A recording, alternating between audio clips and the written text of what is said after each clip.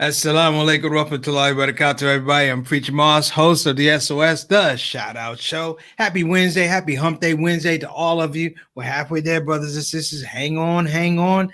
The week is almost over. After you finish this day, you just got Thursday and Friday on the slide. So I say, I hope you're having a good day, man, because this is one of those life shows. When I say a life show, it's like, you know what? We've been talking about politics, we've been talking about Islamophobia yesterday. We were talking about all these things, man. And I just wanted to have an opportunity to have a lifestyle show. When I say a lifestyle show, I mean things that really affect us in our everyday lives, not aberrations, if you will, not exceptions, things that affect us in our everyday lives. We've been on a bent where we've been talking about finance. Just last Saturday, or Saturday Spotlight, we had the founder and owner of BeFinanciallyIndependent.com, Miss Maxine B. Cade Esquire, on our show, talking about, of course, finance, savings, mutual funds, all this type of stuff. Really talking about financial literacy at very high level. So I thought it would be interesting, brothers and sisters, if we took a step back even further. And when I say take a step back even further, what I'm referring to is the fact that I want us to know that Black people, going all the way back to the end of slavery, have always been around finance. We've always been around finance. From 1884 to 1934, there were 134 Black owned financial institutions. So we knew about money. We recently have invested a lot of time and energy into speaking about Greenwood and Black Wall Street. And one of the things that's been overlooked, even in some of the documentaries I saw, was the impetus and the importance of not just the finance of Black Wall Street, but the industrial driver, the financial driver, which was the banking system that they had set up. And that banking system, brothers and sisters, spurned communal growth. Today we want to celebrate Black owned banks. But I have to give you a little tidbit that Black owned banks are making a resurgence because they've been down from 134 banks to at the Civil Rights Act, they have 50. And now, brothers and sisters, we have 44 to 42. And for half of those, brothers and sisters, are nonprofit credit unions, which means they're sort of in the banking business, but sort of not. What's really, really interesting is when you start looking at the numbers, and I would take myself to task. Years ago, I was in the DC area visiting my mother. I can't remember where I was living at the time, but had the opportunity and the pleasure to hang out with Dr. Suleiman Yang. He was a professor of African American history at Howard University, professor emeritus, genius type guy. And he called me to go to lunch, and we were having a great lunch, and everything was cool. And he says, "I have to go to the bank." And me, I'm looking up and down. This is in DC. This is on U Street, right down the street from Ben's Chili Bowl. I'm looking up and down the street like, what bank is he going to go to?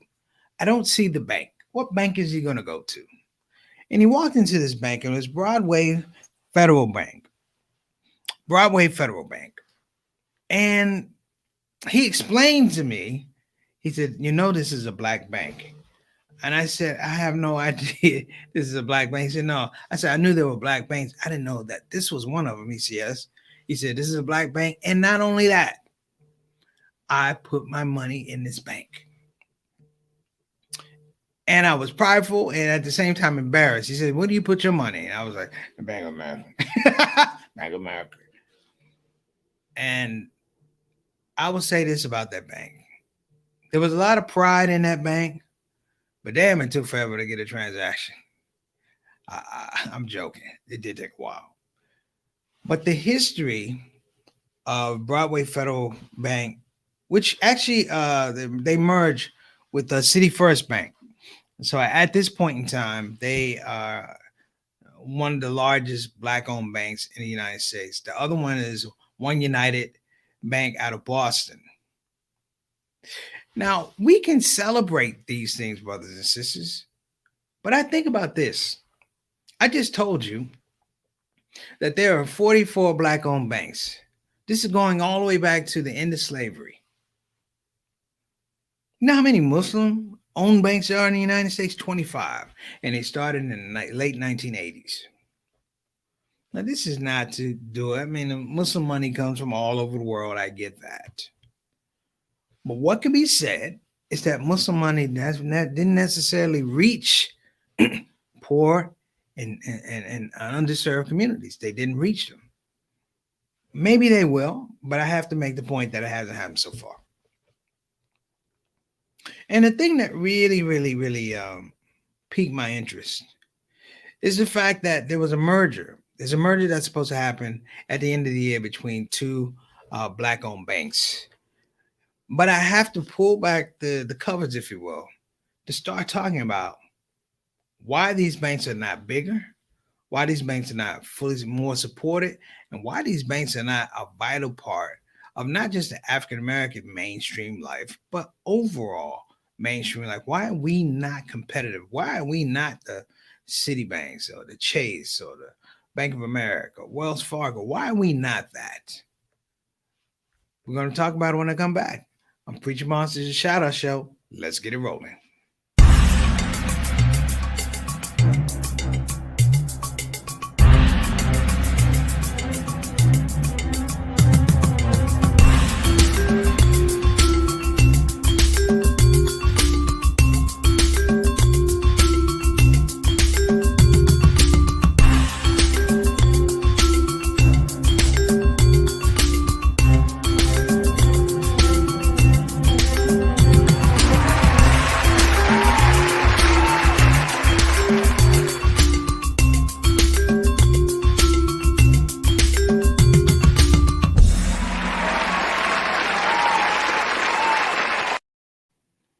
Assalamu alaikum. Hey, baby. Hey, we're back. We are back. Thank you for coming back, brothers and sisters.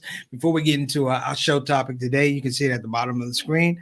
Let me welcome you. If this is the first time you come on the Shout Out Show, we thank you. We welcome you to the show. Thank you so much. I normally give this long soliloquy. I'm not going to do that today. This is what I'm going to say is this right here. Thank you for coming on the show. That's number one. Number two is feel at home. Move around. Get in our comment section. Let us know who you are, because you are definitely going to find out who we are and what we are about. This is a very special group of people that come on the show every day and they announce themselves and they talk and they express themselves. We are family. While I'm Preacher Moss, the host of the Shout Out Show, I don't own this platform. The people make the platform, brothers and sisters, and I'll make sure you're going to understand who these people are. Okay? That's number one. And if you get that chance, go through the subscription button, hit those links and the buttons and the likes and all that type of stuff that makes social media the monopoly and the nightmare that it is today. Do that for us. We got 162 subscribers. We're trying to get to 163 before the next Ramadan. All right. Got to have big goals, brothers and sisters, big goals. So, at this part of the show, if you're coming to the show for the first time or you've been here, you know what I do before I get into my subject matter, brothers and sisters. We give some shout outs to the stars in the building. We have our stars in the building, brothers and sisters. Let's start out right now. We got brother Johnny L. Thomas. What's going on, JT, little brother? I know JT is going to talk about these black banks because he knows. I think they have one in Milwaukee. I believe they do. I think we went to it one time. I think they have a black bank in Milwaukee. So we're going to celebrate that. I hope you're doing well, brother. I hope family is well. And inshallah, we will talk soon. Next up, brother Adam Khan. What's going on, Adam? Adam Khan. I'm just kidding, brother. I've been holding that for about 6 months, Adam. I just felt like doing it today. Listen, Adam, man, thank you for coming on the show, brother. You are one or two of our Canadian brothers that come on the show and light up the screen. Thank you so much for coming on. We're going to be talking about this finance thing, and I hope that you jump in. Give my big salams and big hugs to mom and the family. Give them a big West Indian why now? Wagwan. Give them a big Wagwan hug for me, man. I hope everything is going well with you and the family. Good to see you, brother. Next up. Oh, we got the ambassador. Wa alaikum assalam rahmatullah barakatuh. We got the ambassador to the Shout Out Show, the Canadian ambassador, my main man, Altaf Rashid. Brother, it's always a pleasure to see you on the show. Thank you so much. Boy, you come on here like Nation Islam time, brother. I give you you straight up, man. 6 o'clock. You were straight up, man. We love having you on the show. Thank you so much. And we want to give a shout out to our consultant producer who forgets to put herself out there. Oh, she remembered today. While I link my salon off to Lord, but I got to Sister Satana work in the background, making this thing happen, and I can have my hands back, brothers and sisters. Don't have to worry about pressing buttons. Alhamdulillah, alhamdulillah, alhamdulillah. All right. I'm gonna give a shout out also to Brother Kendrick Samuels. Brother Kendrick is having some he's trying to recover from surgery, brothers and sisters, and I will take this. He's having some very serious, very, very serious problems. So I'm gonna ask everybody to dig deep in your dua bag and come up with some duas for this brother. He's a good brother, but particularly African American community, we deal with diabetes at a disproportionate rate. As long as I know him, he's a good guy, but he's always had to deal with these kidney problems. And, I just want the brother, one, to have a full recovery, two, to have a robust recovery, and three, as much as he can, get back to normal life and what he was doing. Right now, it looks very difficult, but he's a fighter, and he depends on us. He checks out the show, his family checks out the show, and he is a part of the Shout Out Show family. I just want to make sure that we're sending him some love and duas because you know what? Being sick, brothers and sisters, particularly when it's a debilitating type of sick, number one, it's hard on the body, of course, but number two, it's so hard on the spirit. It's so hard on the spirit, man, and just trying to come back and get to recovery. All of us have been there either in our own personal lives or dealing with our parents. You know exactly what I'm talking about. All right, let's get to our topic. That's right. Sister Tana said, duas are in place. There we go. I'm ready to talk now. Our subject is the resurgence of black banks. Something hit me earlier, a couple days ago. I saw an article about two black banks that were merging. One out of Memphis, I think it was Tri City Bank or Trinity Bank, and the other one was Liberty City, Liberty Bank. I believe it was out of New Orleans. And the hype behind these two banks was the fact that when they put their assets together, they were going to be the largest bank. They were going to have the largest assets, which would be maybe about $1.2 billion in assets. $1.2 billion in assets. I'm like, this is amazing. When you start thinking about black banks, I thought about a bank I reached out to for a PPP loan.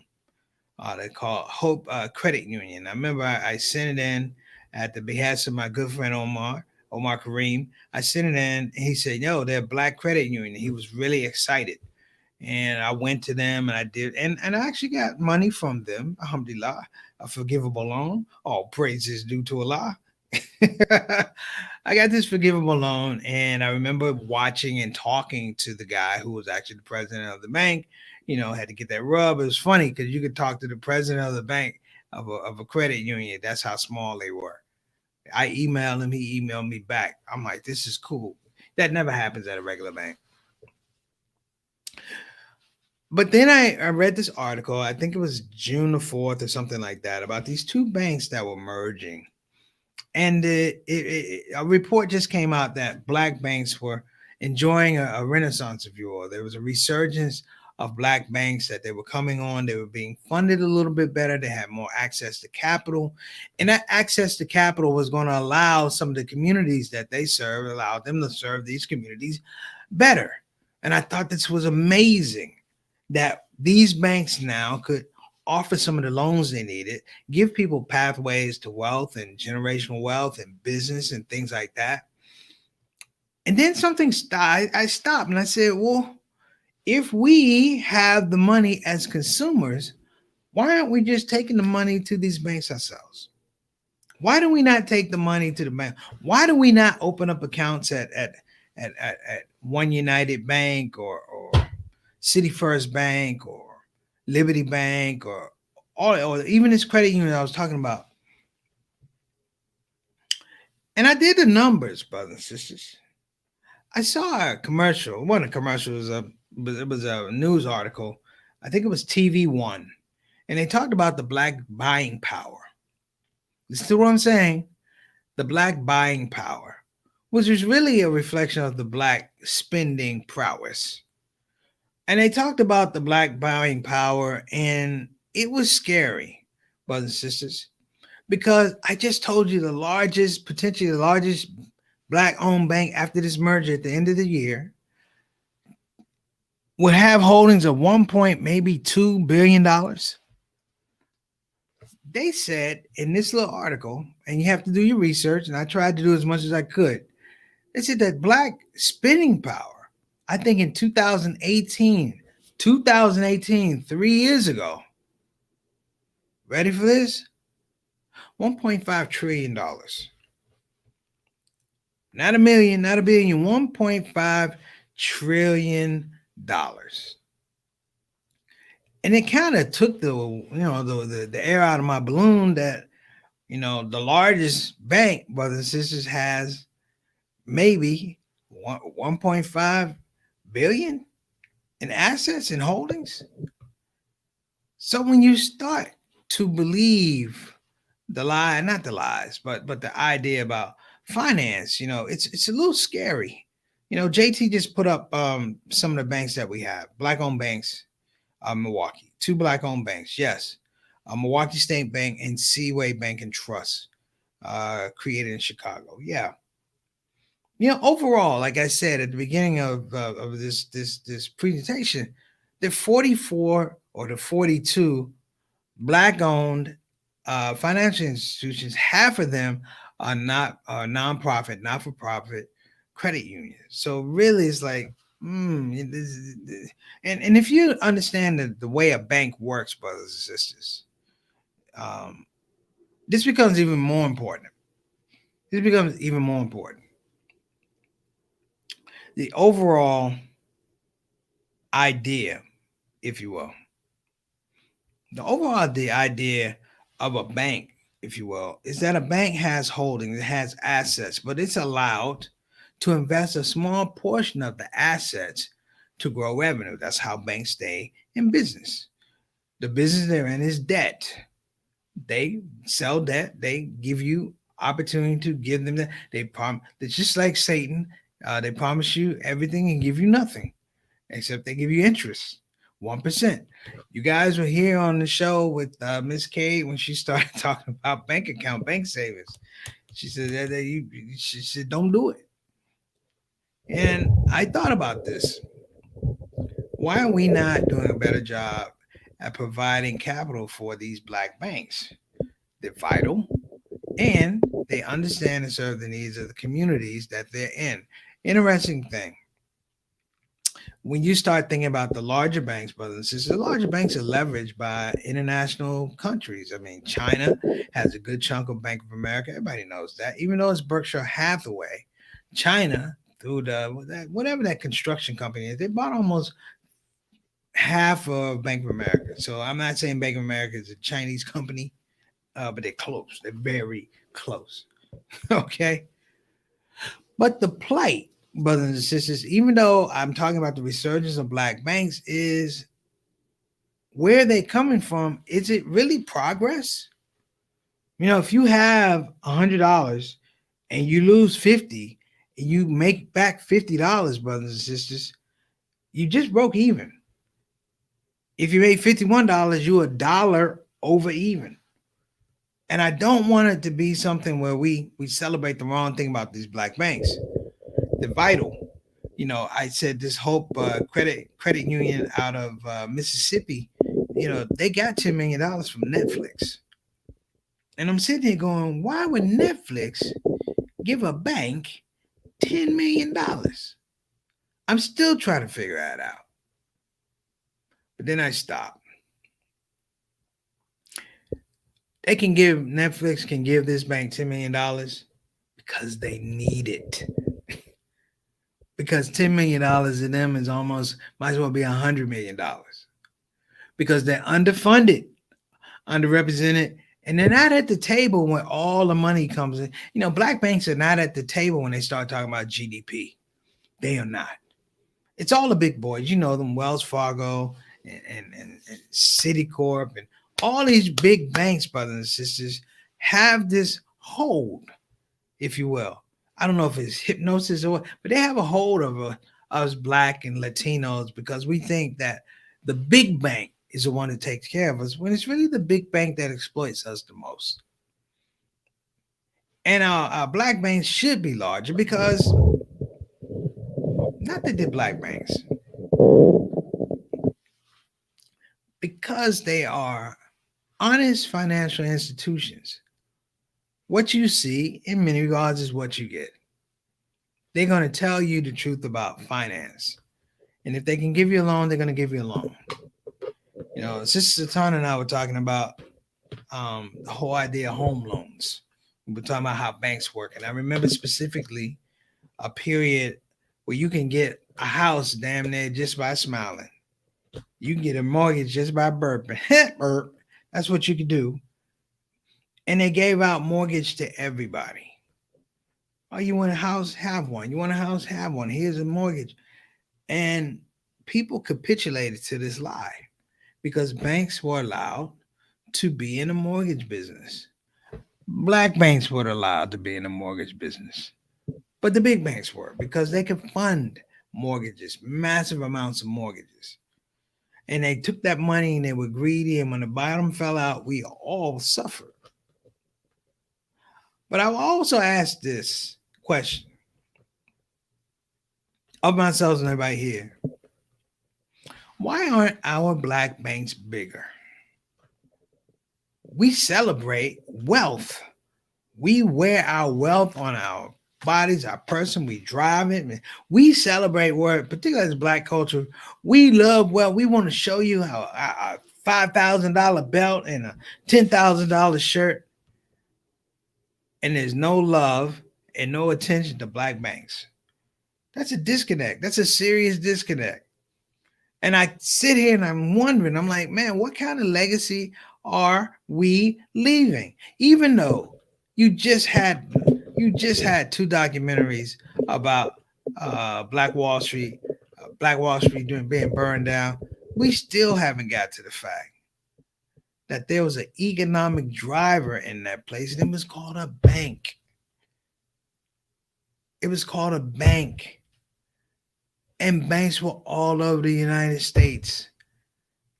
They were all over the United States until somebody said, hey, it's not, we don't want you people to thrive or not have money. We just want you to make sure that you're a slave to it and you come through us.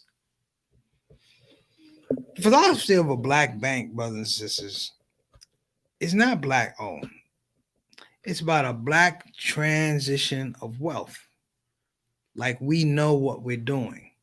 You see, all the other banks, they're not really interested in community building. Never have been, never will be. The largest scope, if you really want to talk about it, the largest scope of it is a black bank speaks to generational holding, generational education. You know, we see a lot about financial literacy and things like that, which is wonderful. But why don't we talk about black banks when we talk about financial literacy with black folk? Why don't we tell them? Why don't we say, hey, listen, your money in that bank is money that's closer to the community? We don't do that. You know, we want to talk about, again, we want to talk about wealth, but we don't want to talk about wealth and financial institutions. Why talk about financial literacy if you're not talking about financial institutions? The institution that you have to have actually have to engage in to have the wealth, to be able to go in and talk about a loan. Now, many of us learn money, we learned about money from mistakes. I ain't gonna lie, brother and sister. I mean, my mother and my father introduced me to banking at a very, very young age. When I got younger and when I got older, I remember my first check I got. I was supposed to take it to the bank, but I was hanging with the boys, and we went to Fat Sam's on Georgia Avenue. It was a liquor store, and we cashed our check there. I think it cost $1 to cash your check. So my mom had something she wants to say. Longtime DC Bank or Independence Bank and Trust, Chocolate City, but not well supported. Yeah. While we celebrate these black banks, a lot of it, brothers and sisters, had to do with the activism around George Floyd. Rappers like Killer Mike and I think One United had a campaign about invest, deposit in black banks. And so there was a resurgence there. And activism looked to institutions like this institution oppressing my people. I'm gonna take my money out. I'm gonna put it with my people. And that's a beautiful thing. But it's not an investment strategy. It doesn't address that fact that I told you, 1.5 trillion dollars in assets and black buying power is out there, and we only have a couple of banks. One bank that's about to have maybe 1.1 billion dollars in holdings.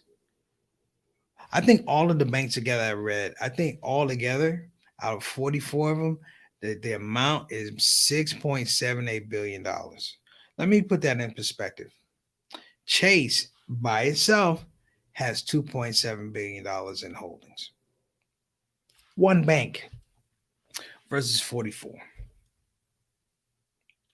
So, not mean to depress anybody. This is celebrating black banks because they meant so much. You know, it meant so much. When you start thinking about people that came out of slavery and had the intelligence, let me say had the intelligence and wherewithal to develop a bank in lieu of the fact that they couldn't even walk in a white bank, but to develop a bank, a financial awareness for themselves. And the black banks back then they failed and they went bankrupt. They didn't know these people they just up out the dirt. They're just up out of the dirt. Nobody's telling them banking and finance, and if it's somebody's probably a white person, they ripping them off.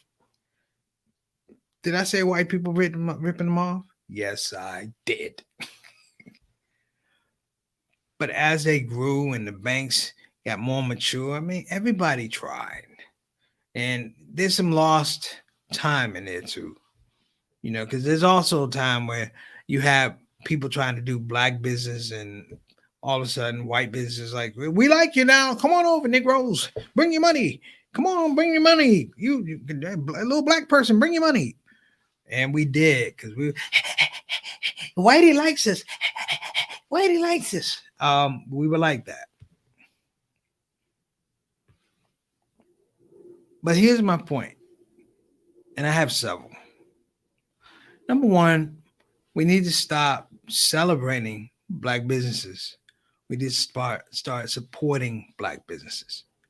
There's a young guy down in Atlanta, his brother Sharif. He has this company called Buy Black. And I like the idea of Buy Black. I mean, it's a great concept, buy black owned products, things like that.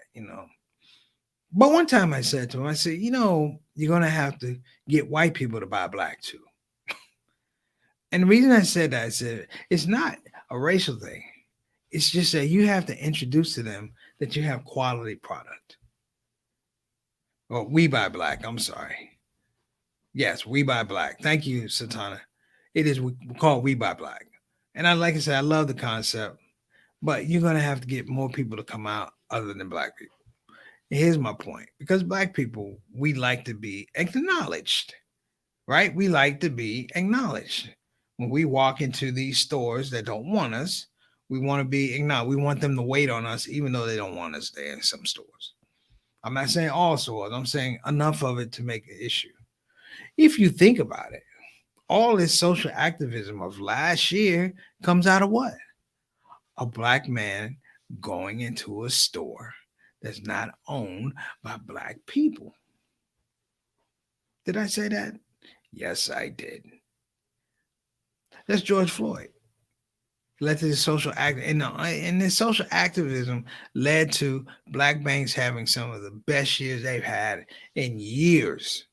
In years. But here's the deal. You can only bury George Floyd once. And you have to figure out what's going to be the next driver coming down the road. I celebrated this merger between Liberty Trust and I think it's Tri-City Bank out of Memphis. I celebrated it. And then they said, and they have an interim bank president. And I scrolled down and it was a white guy. I was like, oh, hell no. Hell no.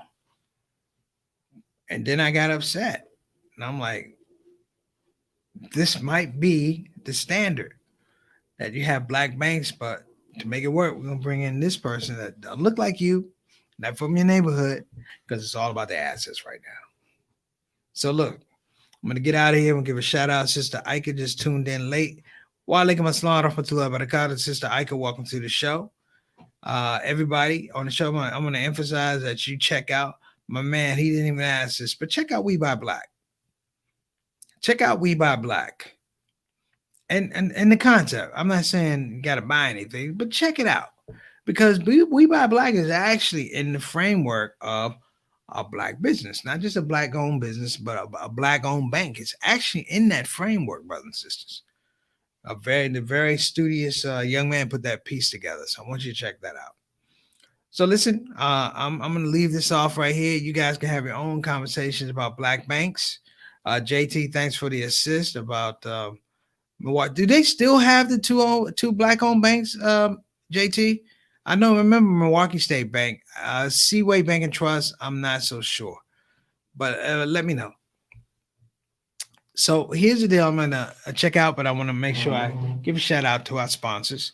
So I want to give a shout out to BeFinanciallyIndependent.com. Again, that's BeFinanciallyIndependent.com. If you did not see the show last Saturday, go back on YouTube, look it up. You don't want to miss it. That was a very powerful show, an extremely informative show. That's when a show looks like it takes on the characteristics of being a strong learning organization. That's what I liked. It was a great show. Everybody participated, made it what it was. If you don't want to go to BeFinanciallyIndependent.com, you can call 1-800-679-3175. Again, it's 1-800-679-3175.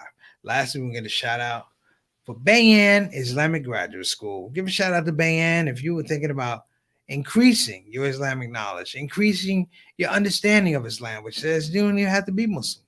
If you want to be a chaplain, you can actually go to Bayan to learn to be a chaplain. You can do all these things, brothers and sisters, but you got to go to banonline.org to get the information.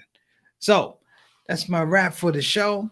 You guys have been amazing. We'll see you tomorrow, inshallah. Assalamu alaikum wa rahmatullahi wa barakatuh. Put your money in a black bank. Preacher Moss.